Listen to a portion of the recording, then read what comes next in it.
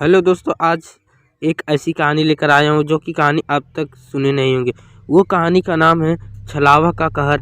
आप सभी छलावा सुने होंगे और छलावा की कहानी सुने होंगे, मगर आप छलावा का कहर नहीं सुने होंगे।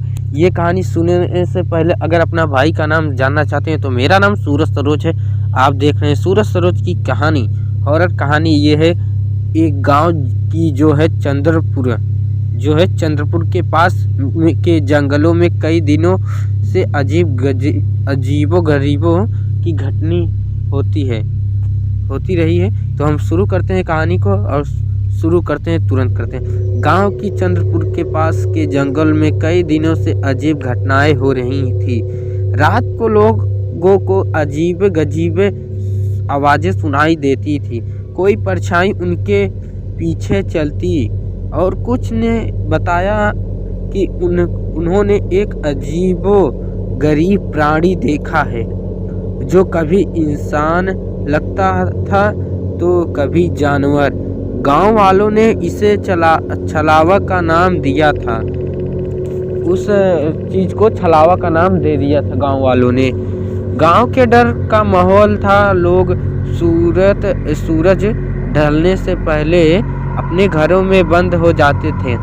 लेकिन चार दोस्त अमन, रजनी, करण और नीलू इन कहानियों को अफवाह मानते थे।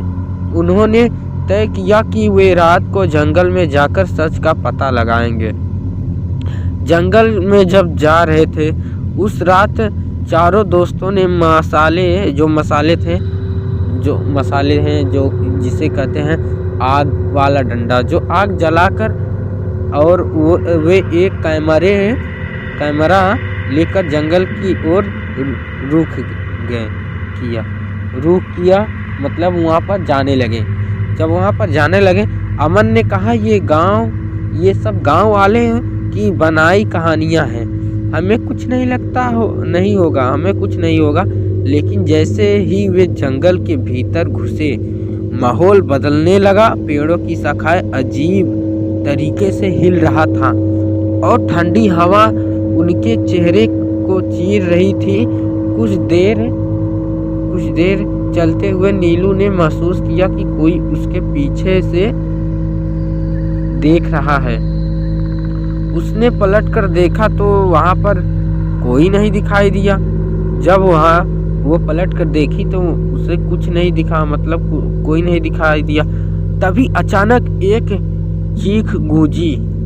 जब की चीख गूंजी तो सभी लोग डर गए और सामने मशाल की रोशनी उसे दिशा में डाली, लेकिन वहाँ सिर्फ घनी झाड़ियाँ थी।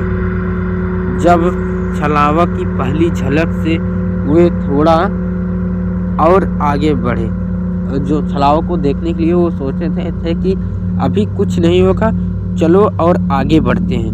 तभी वो लोग आगे बढ़े, तभी करण तड़ड़ फड़ड़ कैमरे में एक धुंधली परछाई कैद हुई। वह परछाई धीरे धीरे आपास आने लगी।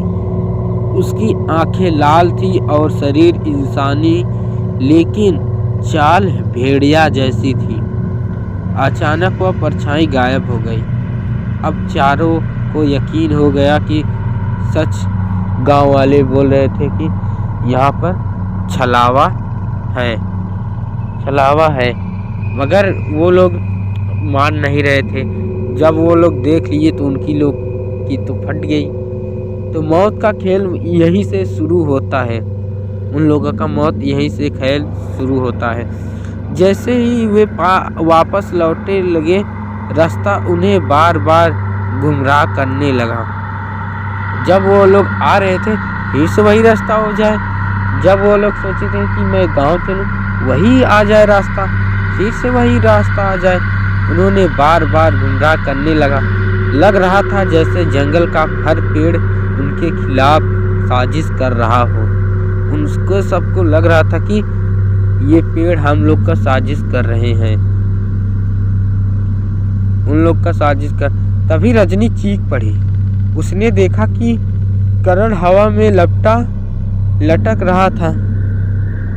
करण जो था वो उसके साथ ही एक हवा में लटक रहा था, जैसे किसी अदृश्य शक्ति ने उसे ऊपर उठा लिया हो। अगले ही पल करण का शरीर जमीन पर गिरा और वो बेहोश हो गया। गांव की रहस्यमयी औरतें यहीं से शुरू होती है।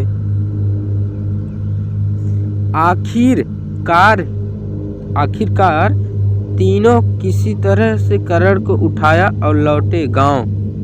लौटने के बाद वे उस बूढ़ी औरत से मिले जिसे लोग दादी कहते थे। उसने बताया छलावा उस आत्मा का रूप है जो इस जंगल में बरसों पहले मारी गई थी। उसने कसम खाई थी कि वह हर उस इंसान को सताएगी जो उसके इलाके में घुसेगा। उसे रोकने का एक ही तरीका है जंगल के बीचों बीच उसकी कब्र पर जाकर माफी मांगो और एक दीप जलाओ। तभी अंतिम चलता है। अगली रात तीनों दोस्त करण के ठीक उन्होंने एक होने का इंतजार किया।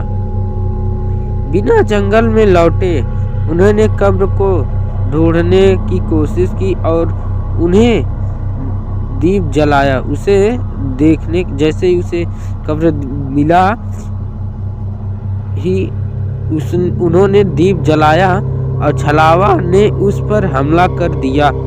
उसकी लाल आंखें और खून से सना शरीर डरावना था।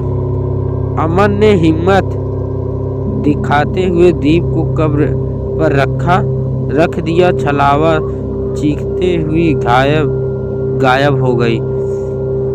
अंत में क्या होता है ये जानने से पहले अगर आप भी छलावा की कहानी सुनने में आपको अच्छा लगा तो चैनल को सब्सक्राइब जरूर कर देना, शेयर कर देना ये वीडियो, और ऐसे कहानी सुनने के लिए लाइक जरूर कर देना। तो अंत में क्या होता है, अगले दिन गांव वालों ने बताया कि अब जंगल शांत है, लेकिन उन चारों दोस्तों को कभी भी रात में अकेले जंगल की ओर जाने की हिम्मत नहीं हुई। सबक, कभी कभी अंधविश्वास भी सच्चाई के करीब होता है।